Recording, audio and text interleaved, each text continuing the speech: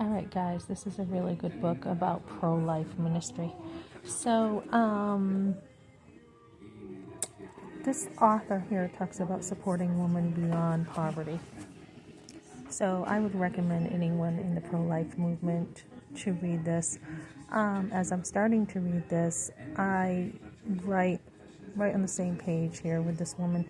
So basically, she talks about situational poverty, where women come, they have something happen in their life. They have a divorce, or they have something beyond their control, like they lost a job. I just had that happen today, haha. But anyways, my situation was the manager said that they were too slow and they could not hire me. So within a couple hours, I already have something set up. So I have a second interview, and I pretty much look like I'm hired.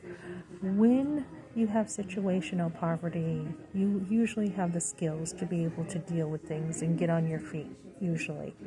But generational poverty is a whole nother story. And I believe what she's saying is true. When you've had a couple generations before you go through poverty, it's not just the money we're talking about, it's the beliefs. So when you have that happen, you need to change things. And I think the pro-life movement does need to think of the mom beyond her saying yes to having a baby. And this woman talks about a letter she had gotten from a woman and talked about how, she was dealing with stuff and she didn't have a supportive network. I think that is one of the biggest problems. Women are targeted who are poor and they don't have a strong family support system. So most grandmothers will do anything to protect their daughters and their grandchildren from, problems in the future. But if that grandmother doesn't have the resources, as in my case, when my mother did not have the resources to make sure that I was well taken care of, the daughter's going to suffer. Those resources would have been, the communication skills to offer support, to help me. The father, a father needs those kind of skills. And what happens is when you do choose to say yes and you don't know how to mother, as when I first had my son, I was like, okay, what do I do? How do I mother? I went to church and I got a lot of support for a lot that I did. So community is going to be huge, guys, and we need the pro-life movement to expand, to teach women how to change generational poverty. To be able to homeschool was an amazing gift for me to learn more than what I had. And when women come from a family where you're just taught to basically, not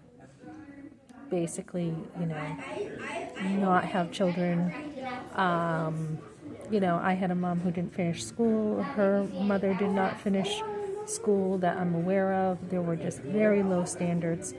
And not so much for my mother, it wasn't much of a choice, but my grandmother had very low standards.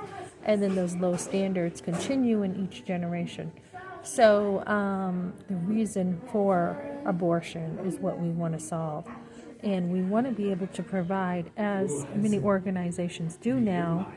Pregnancy centers don't do it on the same level, but many have, the furniture and the stuff, but many still do not provide enough help for women on every single level that she needs, including making sure, her kids are getting what they need, especially financial education, to do better. So we want to be pro-life in every single way and expand the pro-life ministry even further.